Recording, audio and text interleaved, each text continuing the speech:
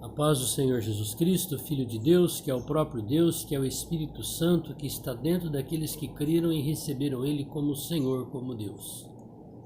Que a paz desse Senhor esteja na tua vida e na minha vida. Aqui é o irmão Xavier do Projeto Vida. Nós estamos lendo a Bíblia, a Palavra de Deus. Hoje nós vamos ler Oséias capítulo 6.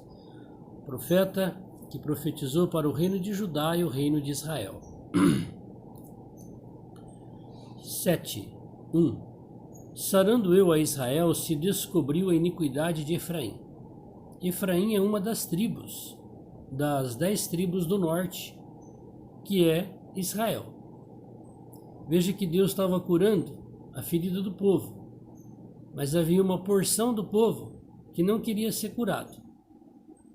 Continuava praticando a iniquidade, ou tomava a frente para praticar a iniquidade, ou servir de modelo para praticar a idolatria. Como também as maldades de Samaria, é a capital do reino do norte, Israel. Porque praticaram a falsidade, e o ladrão entra, e a horda dos salteadores rouba cá fora.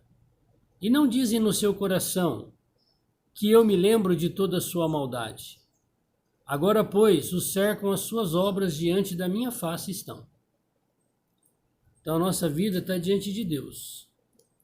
Se nós somos fiéis a Deus, há um memorial que Deus escreve sobre a nossa vida, diante dele. Mas se nós praticarmos a iniquidade, achando que Deus não está vendo, Deus tudo vê e tudo sabe. Com a sua malícia alegram ao rei e com as suas mentiras os príncipes. Todos eles são adúlteros.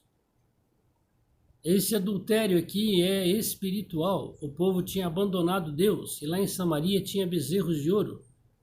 Dan e Betel, todo o país de Israel, nas 10 tribos, havia a falsidade, a idolatria, onde o povo se curvava diante de imagens de escultura.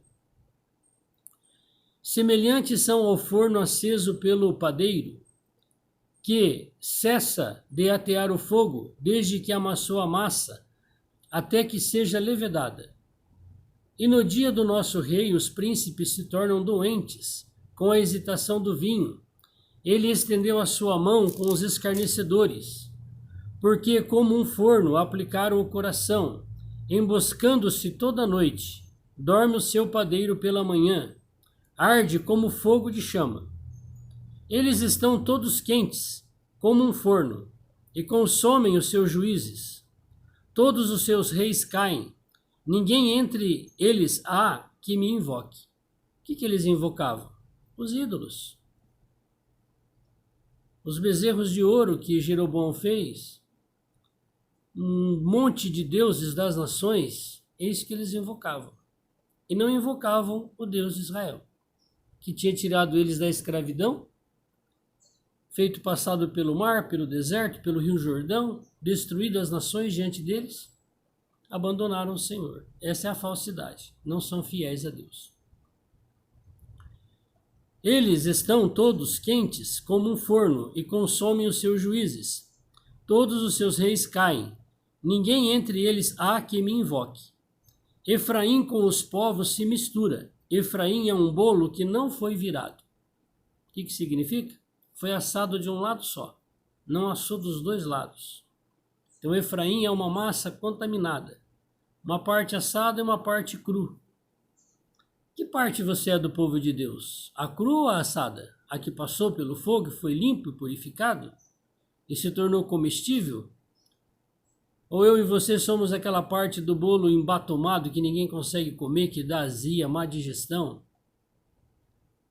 Isso aí depende de como é que nós somos para com Deus, se somos fiéis a Deus ou não. Estrangeiros lhe devoraram a força, e ele não o sabe. Também as cãs se espalharam sobre ele, e não o sabe. E a soberba de Israel testificará em sua face. Todavia não voltarão para o Senhor, seu Deus, nem o buscarão em tudo isso. Porque Efraim é como uma pomba enganada, sem entendimento. Invocam o Egito, vão para a Síria. Do mesmo lugar que eles saíram de escravos, eles voltaram para pedir ajuda. Em vez de invocar o Senhor e pedir ajuda para o Senhor, Deus Todo-Poderoso, Senhor dos céus e da terra, que deu todas as vitórias para o povo de Israel, não, foram atrás do rei da Assíria e dos seus ídolos. Qual foi o fim de Israel, de Efraim? Escravidão no rei da Síria, Tiglat-Pileser. Quando forem sobre eles, estenderei a minha rede, como as aves do céu, os farei descer, castigá-lo-ei conforme o que eles têm ouvido na sua congregação. Ai deles, porque fugiram de mim, destruição sobre eles, porque se rebelaram contra mim. E eu os remi, mas disseram mentiras contra mim.